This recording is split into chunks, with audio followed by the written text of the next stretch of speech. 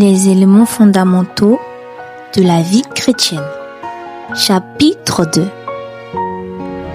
La certitude, la sécurité et la joie du salut. Si vous avez récemment reçu Christ, vous avez peut-être une fois douté de la véracité de cette expérience, vous demandant si vous étiez véritablement sauvé.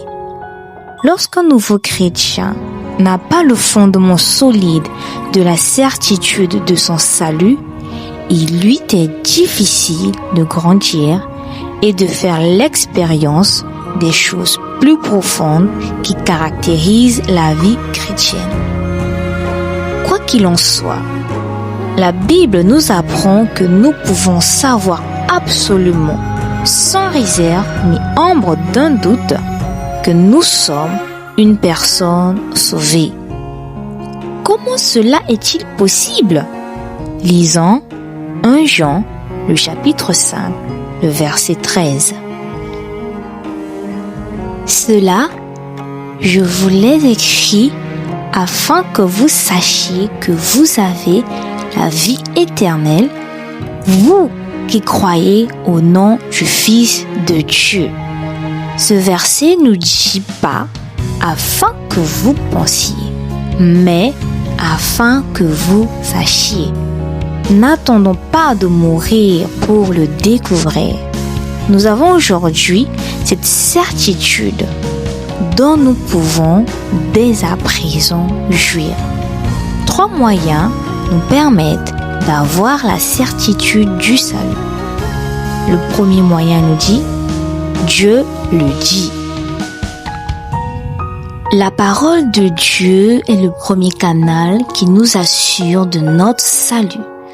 La parole de l'homme est souvent indigne de confiance, mais la parole de Dieu demeure sûre et ferme. Dieu ne peut pas mentir. Hébreux chapitre 6 verset 18, Nombre chapitre 23 verset 19. Tout ce que Dieu déclare subsiste à jamais. Psaume 119, le verset 89. Les paroles de Dieu ne sont pas des suppositions. Elles ne sont jamais vagues ou intangibles.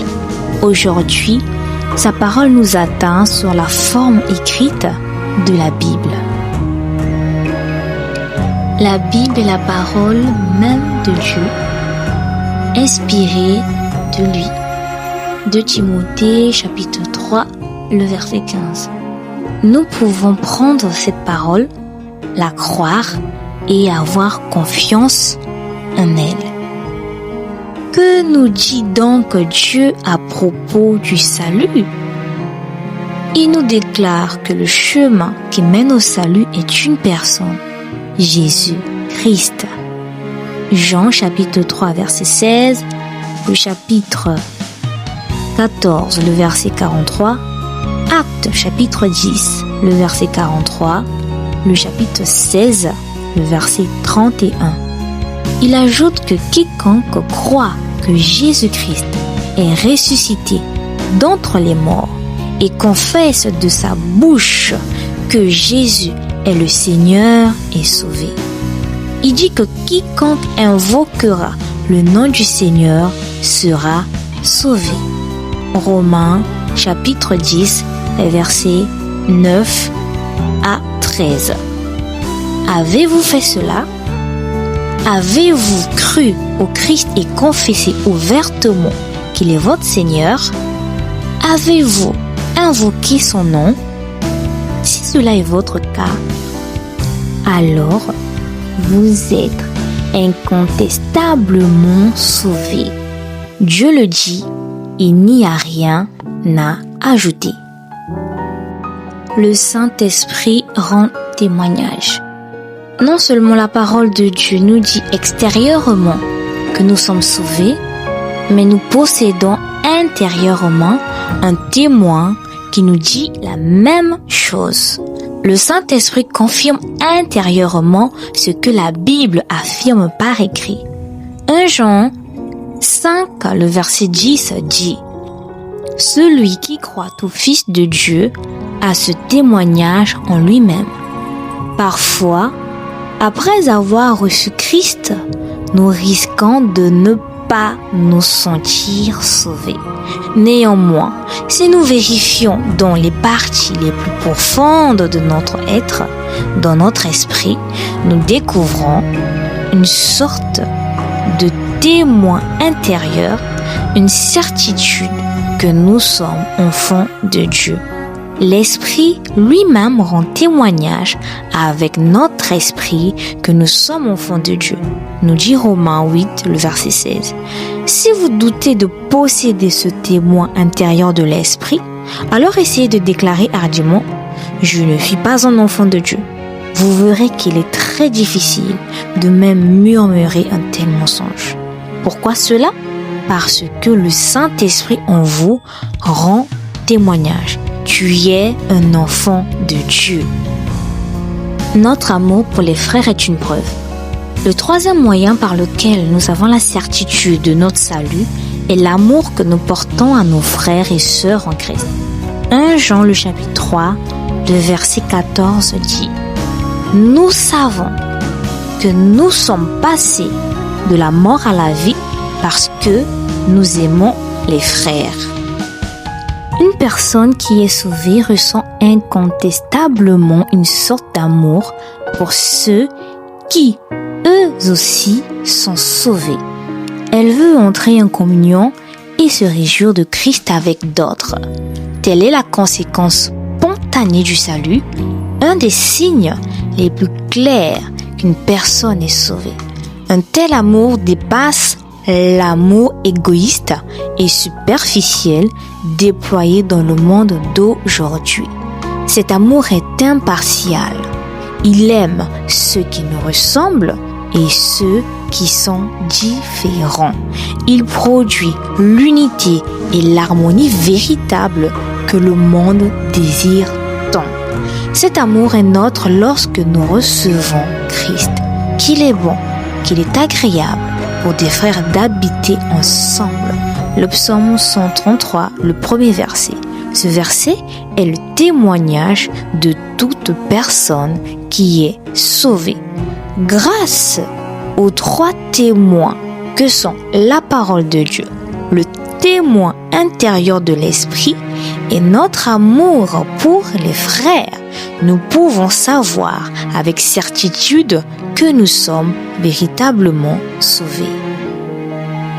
La sécurité du salut. Une fois que le chrétien est certain de son salut, peut-être se demande-t-il « Je suis sauvé aujourd'hui, c'est certain, mais comment être sûr que ce salut durera encore demain? Est-il possible que je perde mon salut ?» Cette personne n'a plus besoin d'avoir la certitude de son salut, elle a besoin de sécurité.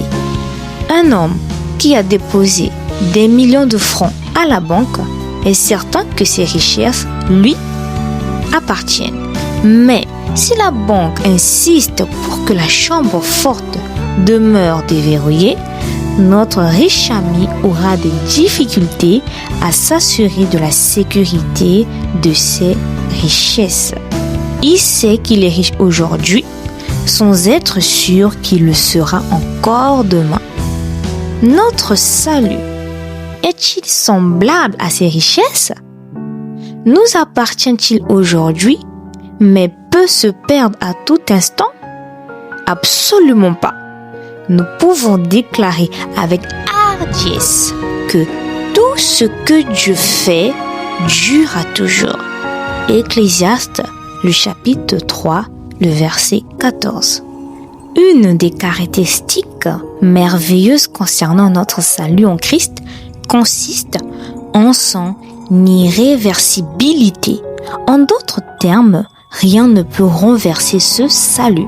Une fois sauvés, nous le sommes à jamais parce que notre salut est fondé sur la nature et la personne même de Dieu. Dieu a initié le salut. Jésus déclara à ses disciples « Ce n'est pas vous qui m'avez choisi, mais moi, je vous ai choisi. » Jean chapitre 15, le verset 16. En d'autres termes, le salut est une idée de Dieu, pas la nôtre. Nous avons été choisis et prédestinés, marqués par lui dans l'éternité passée. Éphésiens, le 1er chapitre, le verset 4. De plus, c'est lui qui nous a appelés. Romains chapitre 8, les versets 29 et 30. Puisque Dieu avait planifié de nous sauver, c'est aussi en accord avec son projet qu'il nous maintient dans ce salut. Dieu nous choisirait-il, nous marquerait-il et nous appellerait-il au salut pour ensuite nous abandonner? Non, le salut de Dieu est éternel. L'amour de Dieu et sa grâce sont éternels.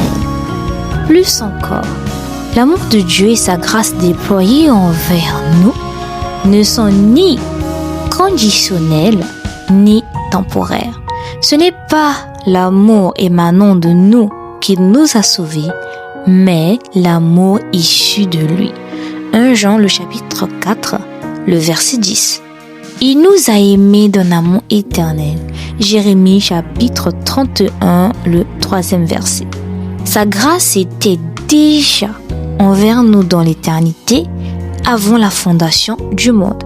2 Timothée, le 1er chapitre, le verset 9. Lorsque Christ nous aime, il le fait parfaitement. Jean chapitre 13, le 1er verset. Il n'est ni péché, ni échec, ni aucune faiblesse de notre part qui soit capable de nous séparer de l'amour de Dieu qui est en Christ Jésus. Romains chapitre 8, le verset 35 au verset 39. Dieu est juste. Notre salut n'est pas fondé uniquement sur l'amour, la grâce de Dieu, mais plus encore sur sa justice. Notre Dieu est juste. La droiture et la justice sont le fondement même de son trône. Psaume chapitre 89, le verset 15. Si Dieu était injuste, son trône perdrait tout fondement. C'est pourquoi, si notre salut implique la justice de Dieu de quelque manière que ce soit, il est effectivement d'une solidité extrême. Supposons que vous brûliez un feu rouge et que vous receviez une amende de 20 €. Cette amende est une peine juste et la loi du pays exige que vous vous acquittiez de cette dette. Si un juge décidait d'ignorer l'erreur commise et de vous libérer de votre dû, ce serait un juge injuste. Peu importe qu'un juge vous aime bien ou non, il est obligé par la loi de recevoir votre paiement de l'amende. De façon semblable, notre problème avec Dieu avant notre salut était d'ordre légal. Nous avions enfreint la loi de Dieu à cause de notre péché et avions ainsi attiré sur nous le jugement juste de la loi. Selon la loi de Dieu, là où la loi est transgressée, la mort doit avoir lieu.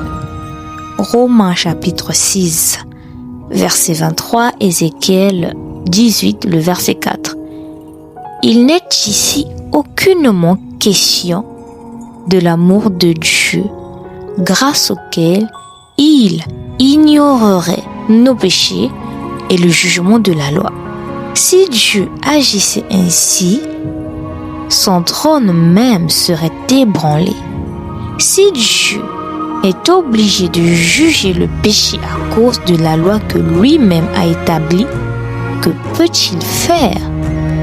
Dans la mesure où Dieu désirait notre salut et que nous étions incapables de régler la dette du péché, il décida, dans sa miséricorde, de le faire lui-même.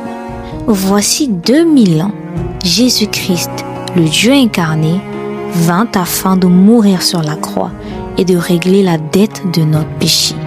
Le péché n'habitait pas en Jésus. De ce fait, il était le seul qualifié à mourir d'une mort substitutive. Sa mort que Dieu reconnut comme étant notre propre mort fut acceptée par Dieu qui ensuite le releva d'entre les morts. À présent, lorsque nous croyons en Christ, Dieu considère que sa mort était la nôtre. De cette façon, la dette pour notre péché est légalement payée et nous sommes sauvés. Dieu peut-il reprendre possession du salut que Christ a acheté? Certes non, puisque la dette fut acquittée, que Dieu demande un second paiement serait injuste. La même justice qui datant exigeait notre condamnation demande à présent notre justification. Cela garantit à notre salut une sécurité inébranlable. Un juge de ce monde n'exigerait pas qu'une amende soit payée à 2 reprises. Dieu, qui est la source de la justice et de la droiture, ne le ferait pas non plus. Comme notre frère Watchman Nee l'a écrit dans un chant, il a pour moi le pardon gagné, obtint un complet acquittement. Toutes les dettes du péché sont payées. Dieu n'exigerait pas double paiement. Le premier de son Fils, ma vraie sécurité, et de moi, le second.